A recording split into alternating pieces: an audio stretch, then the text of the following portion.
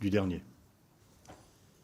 Merci pour le respect du temps de parole. La parole est à Thomas Gomard. Merci, Monsieur le Président. Aussi de synthétiser et de reprendre les réponses.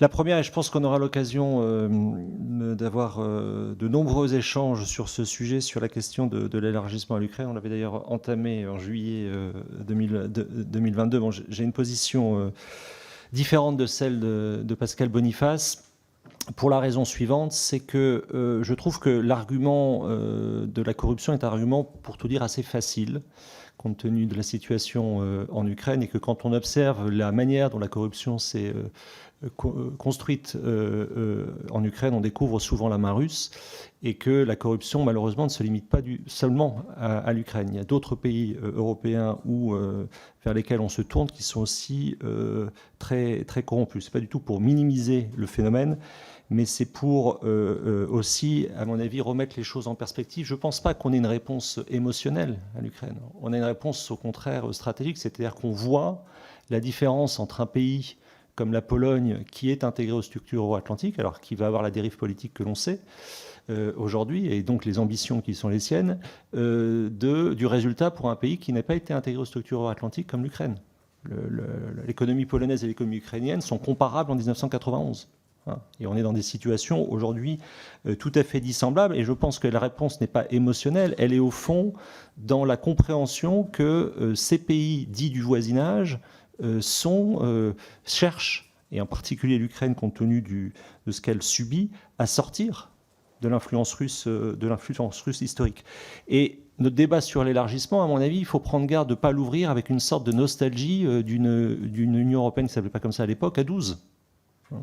Nous sommes déjà dans une Union européenne élargie, et je pense que l'attitude française gagnerait à être probablement pas systématiquement défensive sur ce sujet. Deuxième élément de réponse sur, au fond, comment essayer d'améliorer les choses. Ma réponse est assez simple, en fait. C'est tout simplement de renvoyer à l'état de notre appareil productif.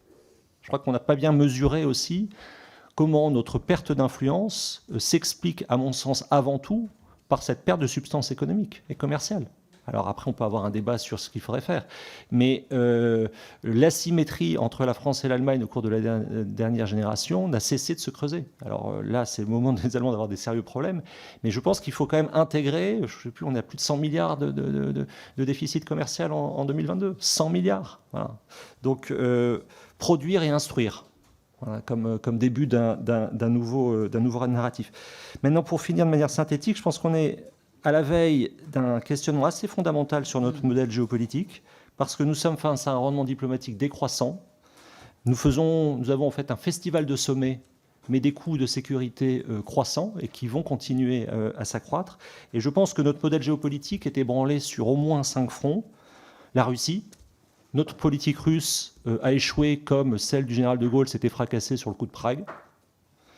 L'Afrique francophone, on en a abondamment parlé, c'est-à-dire que nous avons oscillé entre sécurisation des régimes et démocratisation, sans au fond, en pensant pouvoir s'adapter au gré des circonstances. Bon. Et l'IFRI a produit une étude sur la montée du sentiment anti-français en Afrique, avant l'été. Bon, eh bien, dans les éléments qui réapparaissent, ce n'est pas tellement la question de la colonisation qui surgit, c'est effectivement celle de l'asymétrie militaire entre l'effet produit et la présence militaire. C'est la question du CFA, et c'est la question aussi de la manière dont les élites africaines sont jugées par leurs propres opinions dans leur rapport à la France. Troisième front sur lequel notre modèle géopolitique est ébranlé, c'est la relation franco-allemande. Et ça nous renvoie, à mon avis, à une divergence qui avait été apparue au moment du premier choc pétrolier. La réponse au premier choc pétrolier de la France et de l'Allemagne, c'est le gaz soviétique pour l'Allemagne et c'est le nucléaire pour la France. Au fond, ce choc énergétique que nous subissons est en train de mettre à nouveau en évidence l'orthogonalité franco-allemande qui, si elle n'est pas surmontée en matière énergétique, à mon avis, va accélérer les difficultés de l'Union européenne.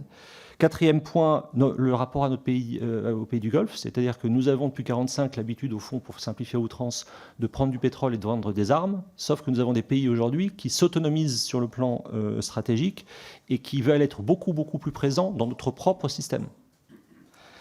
Et cinquième point, la notion de partenariat stratégique avec l'Inde. Je partage la piste ouverte par Pascal Boniface sur les grands émergents, avec toutefois une réserve, c'est qu'il n'y a plus une réunion publique à laquelle je participe avec des collègues indiens où la position de la France comme membre permanent du Conseil de sécurité n'est pas remise en cause.